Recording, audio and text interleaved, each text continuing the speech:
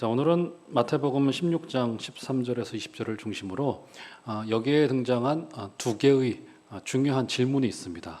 또 이 질문 앞에 위대한 신앙 고백이 이루어지게 되어지고, 그리고 그 신앙 고백을 한 그 사람과 그 사람의 신앙 고백 위에 우리 주님께서 당신의 꿈을 말씀하셔요. 오늘 이 전체의 내용, 어떻게 보면은 마태복음의 절정이라고 볼 수 있고, 더 나아가서 신약 성경의 절정이라고 볼 수 있는 오늘의 이 고백 앞에 과연 제자로서 우리의 신앙 고백은 어떨 것인가, 우리의 신앙 고백은 어떤가, 이런 내용들을 좀 한번 점검해보고, 이 간단한 두 개의 질문 속에, 어떤 질문입니까?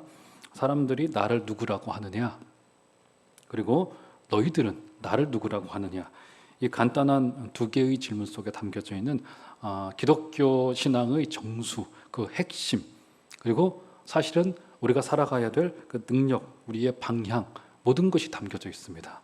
그래서 우리가 제자로서 그리스도의 길을 쫓아가는 데 있어서 반드시 물어야 될 두 개의 질문. 과연 이 땅의 사람들은 주님을 뭐라 고백하고 있는가, 뭐라 보고 있는가.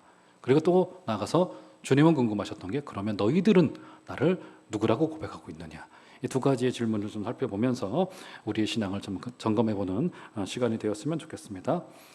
먼저 이렇게 중요한 두 개의 핵심의 질문을 우리가 제대로 이해하기 위해서는 이 질문들이 어떤 배경하에서 이루어졌는가를 좀 자세히 좀 알 필요가 좀 있어요.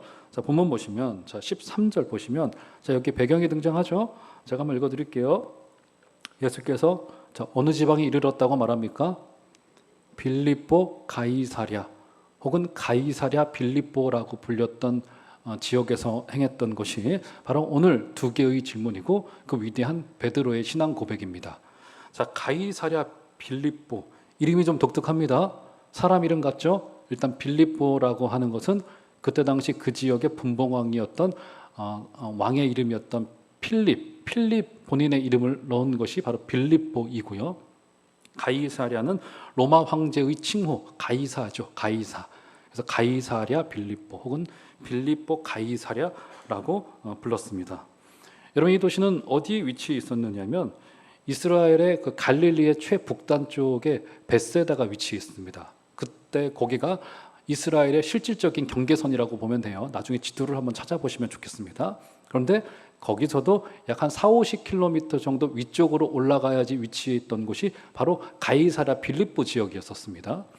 그러니까 가이사랴 빌립보 지역은 사실상 이스라엘의 그 영토권 밖에 있었다, 이렇게 보기도 볼 수 있고요. 1세기 그러니까 전형적인 이교도들의 도시라고 볼 수 있는 겁니다. 우리 주님께서는 가이사랴 빌립보 지역에서 행했던 사역은 잘 기록되어져 있지 않습니다. 우리 주님의 사역은 주로 이제 갈릴리를 중심으로 벌어졌었고, 나중에 이제 예루살렘을 중심으로 주님께서는 사역을 이어가셨어요.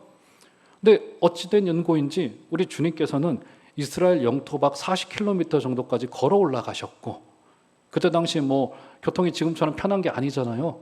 그런데 40km 정도까지 제자들을 데리고 올라가셨고, 그 이교도들의 한복판의 그 도시 가운데서 주님께서는 질문을 하십니다. 그 중요한 질문을 하시고, 우리가 잘 알고 있는 마태복음 16장 16절에 베드로의 그 신앙 고백은 다른 것도 아닌, 예루살렘 한 중심도 아닌 가이사랴 빌립보에서 행해졌던 질문들이요 대답인 것을 볼 수 있습니다. 자, 그러면 궁금하지 않을 수 없어요. 왜 우리 주님께서는 그렇게 멀리까지 올라가셨던 것일까? 그리고 가이사랴 빌립보라고 불렸던 그 도시 한가운데서 던졌던 이 두 개의 질문에는 과연 그 지방과 어떤 연관들이 있기에 주님께서는 이 질문들을 던졌던 것일까? 궁금하지 않을 수가 없습니다. 궁금하세요? 궁금하면 500원. 잘 들으시라고 농담 던집니다. 이 위대한 신앙 고백이 바로 여기서 등장한 겁니다. 자, 당시 이스라엘은 주로 3등분 되어져서 분봉왕이 통치를 했습니다. 예루살렘을 중심으로 되어져 있던 유대 지역은 아켈라오 헤롯 대왕의 아들이 이제 주로 세 명이 유대 지역을 3등분해서 전체 지역을 3등분해서 이제 통치를 했는데 예루살렘으로 중심되어진 흔히 유대 지역이라고 불렸던 곳을 아켈라오라고 하는 헤롯 대왕의 아들이 통치를 했고요. 굳이 이런 것까지 외우실 필요는 없을 것 같습니다. 그 다음에 주님이 주로 활동하셨던 그 갈릴리 베세다 지역을 중심으로 한 지역은 헤롯 대왕의 아들 중 안티파스라고 하는 인물이 다스렸고, 오늘 우리가 이제 읽고 있는 이 본문의 현장인 이 지역은 이 갈릴리로부터 북쪽 지역은 누가 다스렸냐면 헤롯 빌립이 다스렸습니다. 헤롯 빌립이 이렇게 분봉왕 셋이 나누어서, 그러니까 분봉왕이라고 하는 게 이제 나누어졌다, 나누어서 다스린다 이런 뜻을 가지고 있어요. 그러니까 이 로마가 권력을 이제 한 사람에게 주지 않고 분산시킴으로써 중앙 정부의 힘을 유지하면서도 이 권력을 나누어주는 모양새를 취한 거예요. 그러니까 참 정치를 참 로마가 잘한 거죠. 어떻게 보면은 이제 국가 정치를 잘한 거라고 볼 수 있습니다.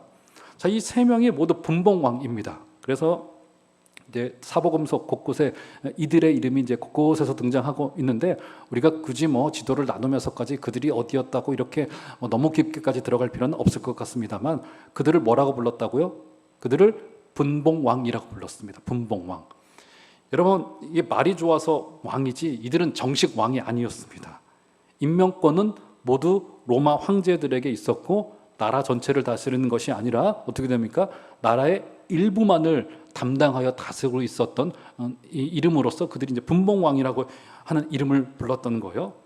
그래서 이 분봉왕들은 늘 어떤 것을 했냐면, 오늘은 이제 이곳을 다스렸던 왕도 이제 빌립 왕도 마찬가지고, 그들의 정치를 로마 정부를 위한 정치를 많이 했습니다. 어떻게 해서든지 황제의 환심을 사서 더 영토를 넓히고 권력을 넓힘으로 말미암아서 그들의 주권을 회복해내고 이런 것들을 좀 많이 했단 말이죠. 그래서 여러분, 요한복음을 보면은 갈릴리 바다를 또 다른 이름으로 부릅니다. 갈릴리 호수를 또 다른 이름으로 불러요. 뭐라고 부릅니까? 여러분 기억나시나요? 디베랴 바다라고 부릅니다. 디베랴 바다. 왜 디베랴 바다라고 불렀을까요? 당시에 황제의 이름이었던 디베리스의 이름을 거기다 붙여서 이름을 디베랴 바다라고 분봉왕들이 붙인 거라고요. 그렇죠? 어쩔 수 없는 상황이었던 것 같아요. 그러니까 고유의 지명까지도 변경시키면서까지 그들은 황제에게 이 호수를 헌정합니다라고 하는 의미로 이 갈릴리 호수를 디베랴 바다라고 부를 정도의 정치를 구사했던 것이죠. 자, 분봉왕 필립도 마찬가지입니다. 도시를 건설한 후에 그 이름을 뭐라고 지었냐면 필리포 가이사랴라고 불렀어요. 그러니까 어떻게 된 겁니까? 본인의 이름도 슬쩍 집어넣으면서 거기에 황제의 칭호인 가이사를 넣어요. 가이사랴 빌리포 가이사랴라고 부릅니다. 그렇게 이름을 붙이고 나서는 황제에게 봉헌한 형식을 취한 겁니다. 어떻게 보면은 자기를 위한 정치를 잘했다고 볼 수 있는 겁니다. 거기다가 이 빌립은 거기에 로마 정부의 환심을 사기 위해서 황제를 공양하는 신전을 만들어 놉니다.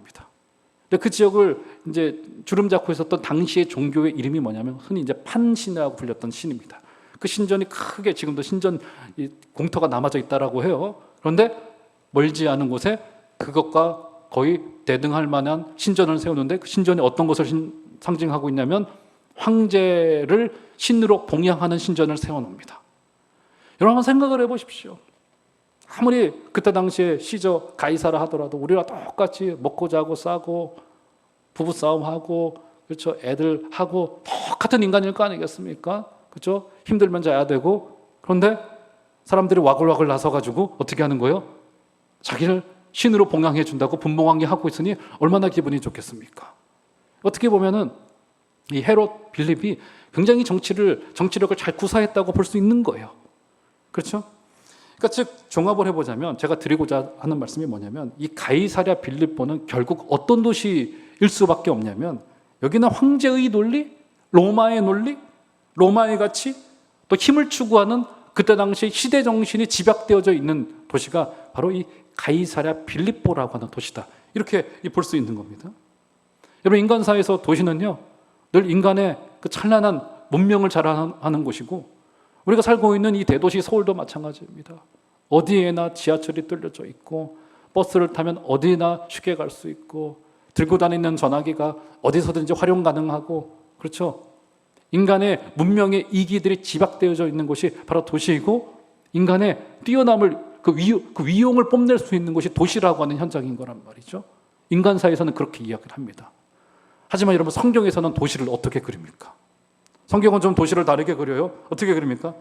도시는 늘 언제나 타락과 부패의 상징입니다. 그래서 하나님의 심판이 임박해 있는 곳이 바로 그 도시라고 하는 현장이에요.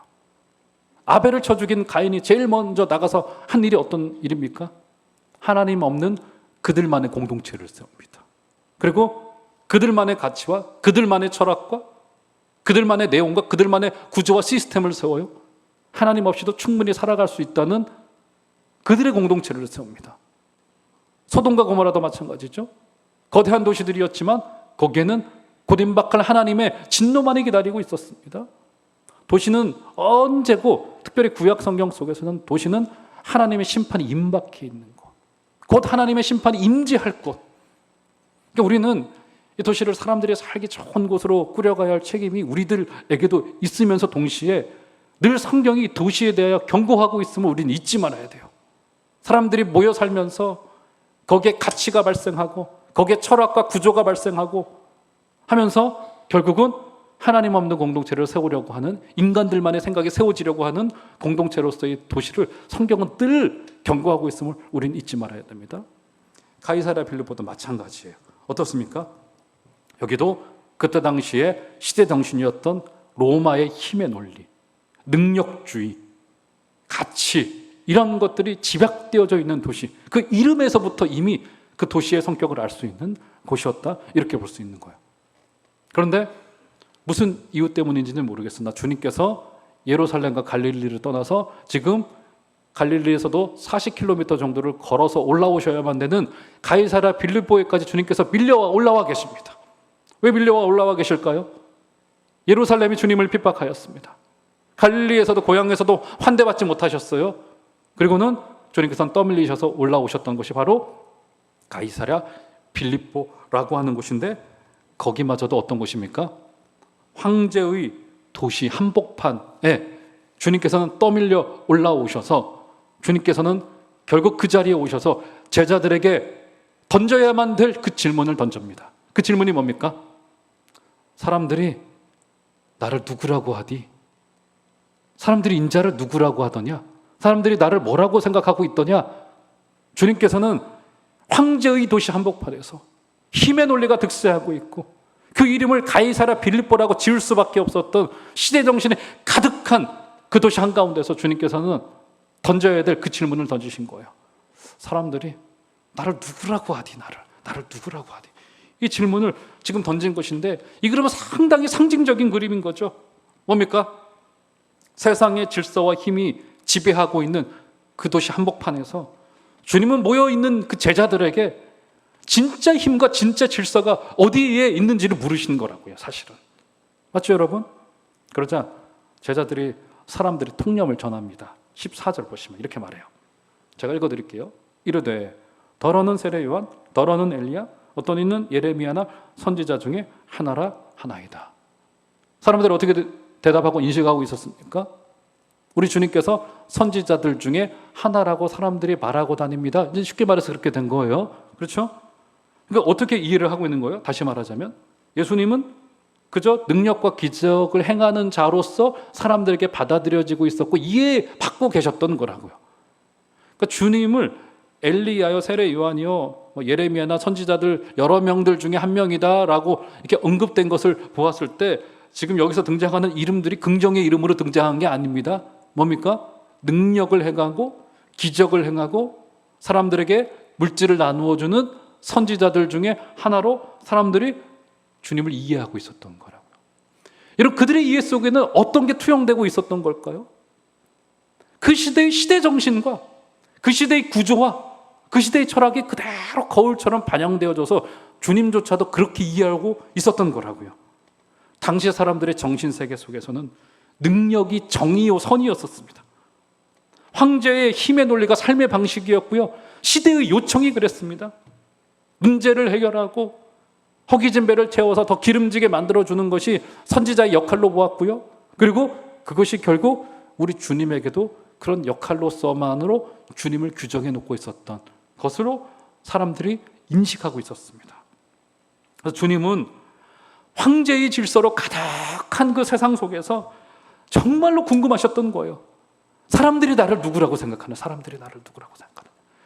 여러분, 우리 교회가 잊지 말아야 될 굉장히 중요한 질문이 뭐냐면요, 물론 이제 두 번째 질문에서도 그게 등장하겠지만 어떤 겁니까?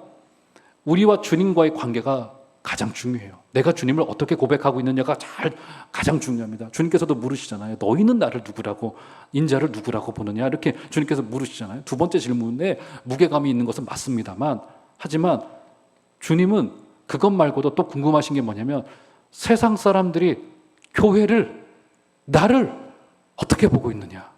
우리 그런 말 하잖아요. 뭐 세상 사람들의 시선이 뭐가 중요하냐고. 그런데 우리 주님은 궁금하셨어요. 그리고 그것도 중요하다고 보셨습니다. 우리만 잘하면 됐지, 나만. 근데 아닌 거예요. 주님은 두 개의 질문을 던지세요. 세상 사람들이 인자를 뭐라고 보느냐, 인자를. 교회를 뭐라고 볼 것 같으냐.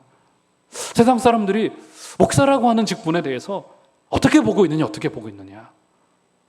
이것을 굉장히 중요한 무게감을 두시고 주님께서는 여기에 질문을 던지고 계신 거라고요. 사랑하는 여러분, 그때 당시의 사람들은 주님은 그렇지 않은 분인데 주님은 그저 능력을 주는 군주로 오해받고 계셨습니다. 오늘 우리들에게도 한번 질문을 던져보았으면 좋겠습니다. 과연 우리 교회를 향하여서, 우리가 믿고 있는 주님을 향하여서 우리가 구원해야 되고 전도해야 될 대상자들은, 그들은 교회를 어떤 공동체로 보고 있을까? 목사를 어떤 직분자로 보고 있을까? 사랑하는 여러분, 이 질문 앞에 한번 정직하게 서보시는 복된 은혜가 있으시기를 주의 이름으로 축원합니다.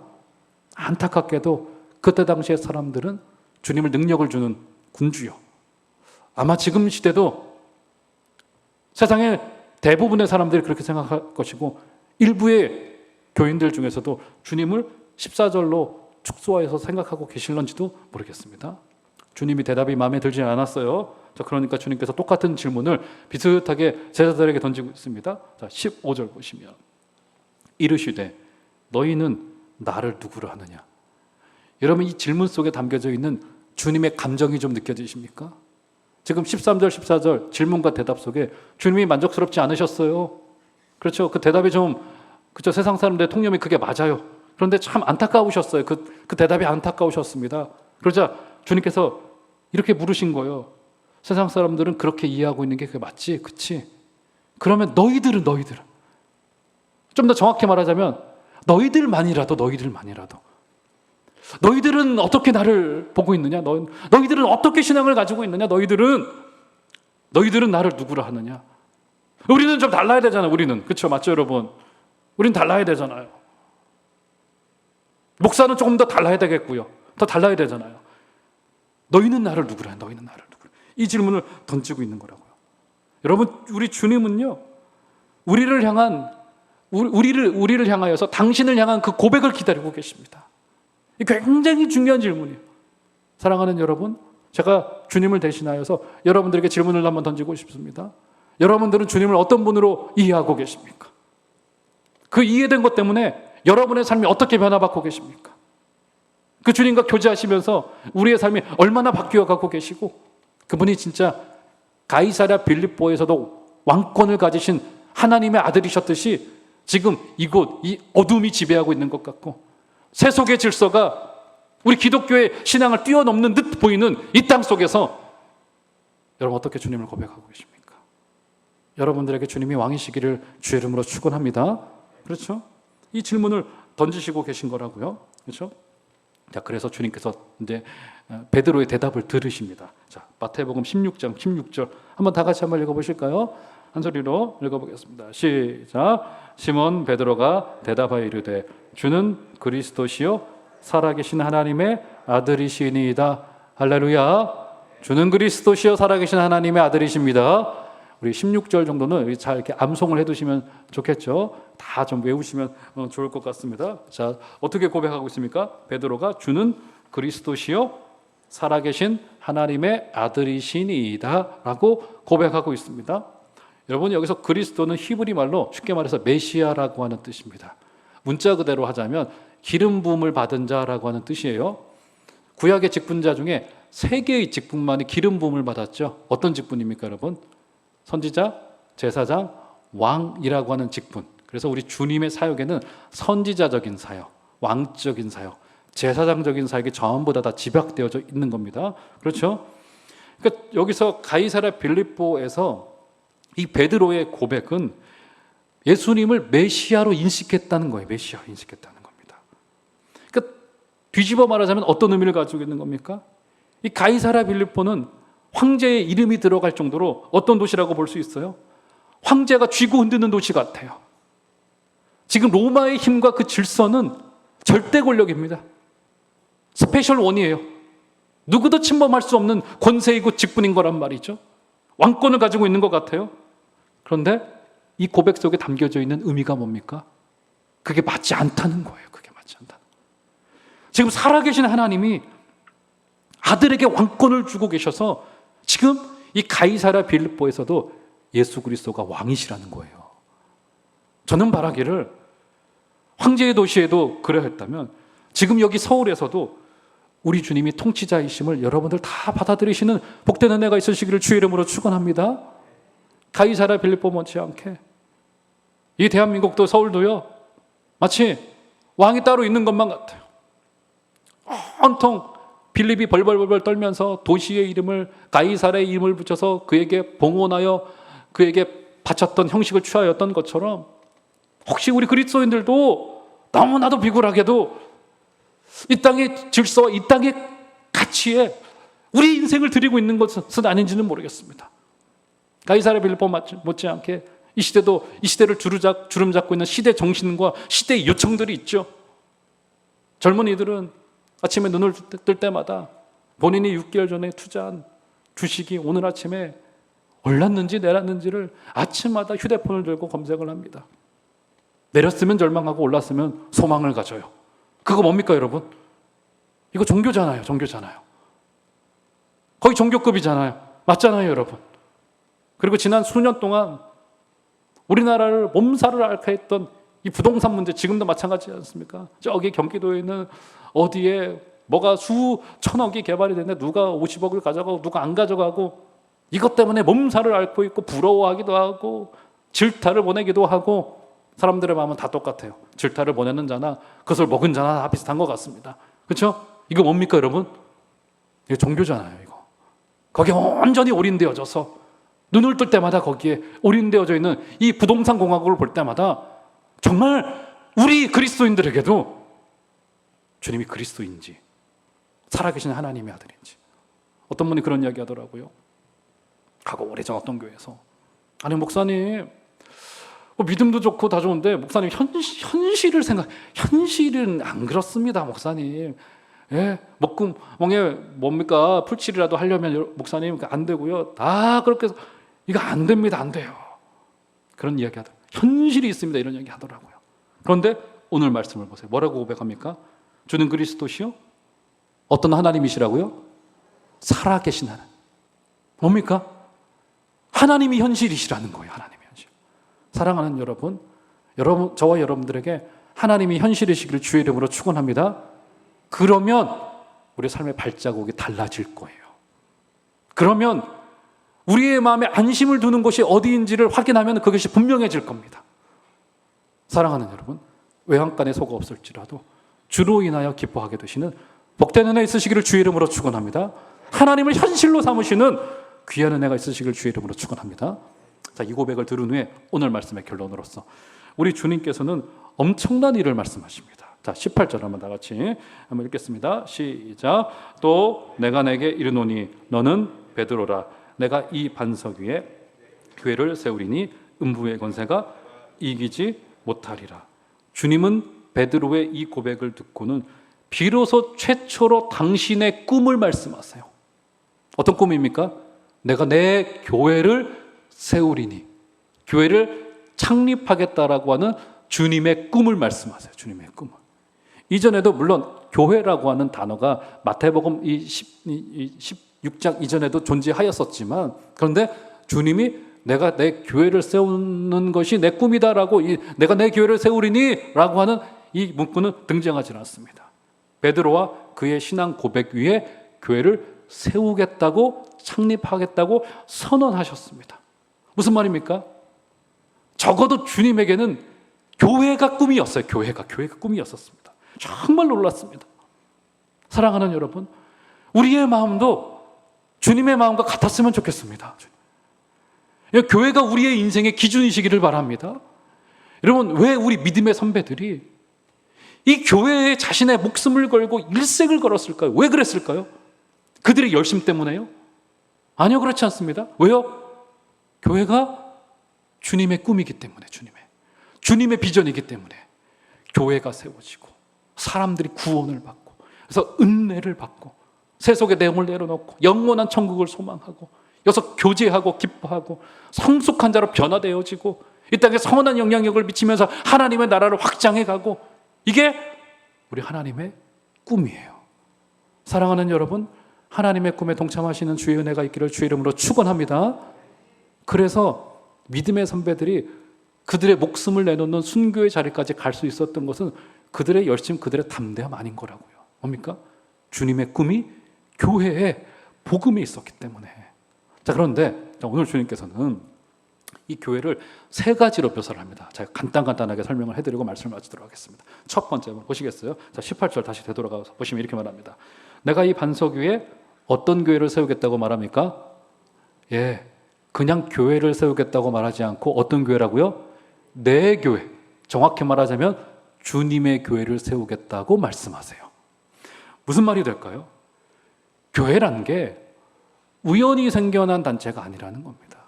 혹은 인간의 필요 때문에 생겨난 단체가 아니라는 거예요. 여기는 주님의 의도가 담겨져 있고 주님의 목적과 주님의 방향이 담겨져 있는 주님의 교회예요. 그래서 이것을 서신서로 가면 어떻게 묘사를 합니까? 우리 주님을 머리요, 주님의 교회라고 하는 것을 상징하기 위해서 주님을 머리요, 우리를 지체라고 표현을 합니다. 그러니까 교회는 주님의 목적과 의도와 뜻이 담겨져 있는 단체예요. 그렇죠? 이게 굉장히 중요합니다. 그래서 이 지체들은 전부 다 다르지만 머리이신 주님을 향하고 있다는 것에는 공통점이 있습니다. 사랑하는 여러분, 우리 종암제일교회는 주님이 머리가 되시는 주님의 교회이심을 잊지 아니하시는 은혜가 있기를 주의 이름으로 축원합니다. 주님의 교회, 누구의 교회도 아니고 주님의 교회입니다. 이 사실 앞에서 저와 여러분들이나 피차간에 굉장히 조심해야 될 것들이 너무나도 많이 있습니다. 주님의 것으로 온전히 돌려드리셔야 됩니다. 주님의 교회라고 말하고 있고요. 두 번째 한번 보실까요? 18절 후반절을 보시면 이렇게 말합니다.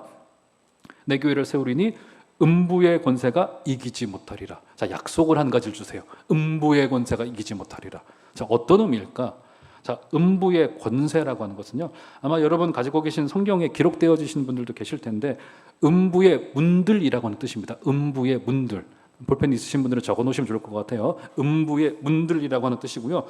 즉 죽음의 문들이죠. 죽음의 문들. 그러니까 죽음의 권세라고 하는 뜻입니다. 죽음의 권세가 교회를 절대로 넘나들지 못할 것이다라고 하는 의미입니다. 어떤 뜻입니까? 교회는 영원히 존속될 것이다라고 하는 교회는 절대로 무너지지 않아요. 왜요? 사람이 세운 공동체가 아니기 때문에. 교회는 우리 주님이 창립하신 공동체이기 때문에 교회는 영원할 것입니다. 영원할 것. 제가 자주 말씀드리잖아요. 여러분, 영원할 것에 투자하셔야 돼요. 영원할 것에. 우리의 시간도, 우리의 물질도, 우리의 열정도, 우리의 모든 것들도, 제가요, 목사가 된 이유도 굉장히 이기적이에요. 왠지 아세요? 저는 변하지 않을 영원할 것에 투자하고자 제 일생을 드린 겁니다. 그렇죠? 여러분들도 마찬가지이신 거잖아요. 사랑하는 여러분, 영원히 변하지 않을 지금은 우리의 추억 속에 담겨져 있는 교회에 관한 좋은 기억들 마시고 이제 미래에 펼쳐질 하나님의 영원한 나라. 여러분, 그래서요, 지금도 지구촌 곳곳에서는요, 부흥의 역사가 어마어마하게 일어나고 있습니다. 저기 남미나 동남아나 지금 이 교회들에서 일어나고 있는 부흥의 역사를 보면요, 우리나라 50년 전, 60년 전 일어났던 부흥의 역사 비슷하게 그것을 뛰어넘는 역사들이 어마무시하게 일어나고 있습니다. 지금도. 우리 교회라고 왜 아니 되겠습니까, 여러분? 우리 하나님의 부흥을 기대하시고 기다리시는 복된 은혜가 있으시기를 주의 이름으로 축원합니다. 세상은 냉담해집니다. 마음이 차가워져요. 그런데 우리 교회만은 그 열정을 잃지 않고 그 부흥을 향하여서 우리의 마음이 열려져 계시기를 주의 이름으로 축원합니다. 자, 그래서 음부의 권세가 이기지 못하리. 교회가 영속될 것이다. 부흥의 역사는 끊이지 아니할 것이다 라고 하는 약속을 주셨고요. 마지막 세 번째, 권세를 또 한 가지 주시죠. 자, 19절 보시면 19절 다 같이 한번 19절 마지막 한번 읽겠습니다. 시작. 내가 천국 열쇠를 내게 주리니 내가 땅에서 무엇이든지 매면 하늘에서도 매일 것이요 내가 땅에서 무엇이든지 풀면 하늘에서도 풀리리라 하시고, 교회에게 뭘 주셨습니까? 천국 곳간 열쇠를 줬대요. 제가 우리 교회에 방 대부분의 열쇠를 가지고 있는데 제가 지하 식당의 열쇠를 가지고 있지는 않습니다. 그건 가지고 계신 분이 권세를 가지신 거예요. 그거는 열쇠는 권세를 상징합니다. 근데 심지어 어디 열쇠래요? 천국 문을 여는 열쇠를 교회에게 줬대요. 그리고 교회가 매면 땅에서도 매일 것이다 라고 말하고요, 하늘에서도 풀면 땅에서도 풀려지게 될 것이라고, 매고 푸는 것이라고 이야기를 합니다. 자, 이것을 설명하기는 시간이 좀 걸리니까 제가 결론을 말씀드리면, 매고 푸는 것은 전통적으로 성경 속에서는 가르침을 뜻합니다. 가르침. 뭡니까? 교회가 선포하는 말씀을 통하여서 영혼이 구원받기도 하고 돌아오기도 하고 죽기도 하고 한다는 말씀이에요. 그러니까 교회가 얼마나 중요하냐면 우리가 가르치는 대로 구원이 이루어지는 거예요. 우리가 가르치는 대로. 그러니까 우리에게 기준이 있잖아요. 성경이라고 하는 기준이 있지 않습니까? 성경의 말씀 그대로 가르치고 그대로 받는 것이 너무나도 중요한 게, 이게 천국 문을 열 수도 있고 닫을 수도 있다는 거라고요. 사랑하는 성도 여러분, 우리에게 천국 열쇠가 주어졌습니다. 교회가 이 명령이 얼마나 중요하든지 우리 주님께서는 대위의 명령에서도 너희가 가르쳐 지키도록 해라 라고 말씀하실 정도로 교회의 말씀 선포는 굉장히 중요합니다. 사랑하는 여러분, 날마다 하나님의 말씀 앞에 서시는 복된 은혜가 있으시기를 주의 이름으로 축원합니다. 그리고 하나님의 말씀이 우리 종암제일교회는 말씀의 진의 그대로, 그 뜻 그대로 잘 이 땅에 죽어가는 백성들에게 전달되어지는 복된 은혜가 있게 되기를 주의 이름으로 축원합니다. 한 소년이 눈보라를 뚫고 길을 걸어가고 있었습니다. 그날따라 눈이 많이 내렸어요. 본인이 섬겼던 교회로 가려고 했는데 걸어가는 거리가 멀다 보니까 도저히 눈이 많이 와서 갈 수가 없는 상황이 된 겁니다. 가던 중에 저 골목에서 찬송 소리가 들려옵니다.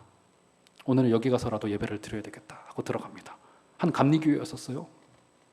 감리교회라고 해봐야 한 10명 정도 모이는 조그만 교회였었습니다. 거기서 예배를 드리려고 자리에 앉았습니다.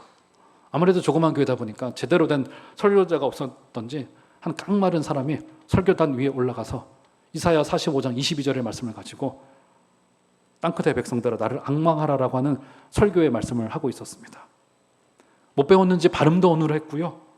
매우 단순한 설교였었습니다. 지금 예수님을 바라보십시오. 예수님은 우리를 대신하여 십자가에서 죽으신 분이 되십니다. 그런데 3일 만에 부활하셔서 그분은 하늘의 왕권을 가지고 계신 분이시고 그분은 다시 오실 것입니다. 여러분 그 주님을 받아들이셔야 됩니다. 이런 단순한 설교를 계속 20-30분 동안 반복을 하고 있었던 그런 상황이었습니다. 설교가 끝나갈 즈음에 못 보던 10대 초반의 어린 젊은 소년이 거기 와서 앉아있으니까 설교자가 그의 눈을 쳐다보더니 이런 이야기를 하는 겁니다. 소년이여, 지금 매우 비참해 보이는군요. 당신은 앞으로도 항상 비참할 것입니다. 만약 당신이 이 구절의 말씀을 따르지 않는다면 당신은 여전히 비참할 것입니다. 그러나 당신이 지금 바로 이 순간에 이 말씀에 복종한다면 당신은 구원받을 것입니다. 이 설교가, 이 말이 비수가 되어져서 그 소년에게 날아와서 가슴에 박혀요. 그리고는 그때 그 소년은 후에 고백하기를 그때 십자가에 달리신 주님을 만났다고 고백을 합니다. 그리고는 그의 인생이 거기로부터 뒤집어져요. 그리고는 그가 후에 누가 됩니까? 영국의 가장 위대한 설교자라고 불린 스펄전 목사가 되어져서 나중에 간증하는 거 아니겠습니까? 여러분이 예배의 자리는요, 좋은 강연을 듣는 자리가 아닙니다. 저보고도 나오는 자리가 아니고요. 어떤 자리입니까? 십자가에 달리신 영광스러운 주님. 천국 문이 어떻게 열릴 수 있습니까? 그 영광스러운 주님을 만나게 될 때 천국문이 활짝 열려지게 될 것입니다. 여러분 예배, 우리 종암제일교회 예배의 자리는 그런 교우신 주님을 만나는 자리, 영광의 주님을 목도하는 자리, 그분과 교제하는 자리가 될 수 있게 되어 주시기를 주의 이름으로 축원합니다.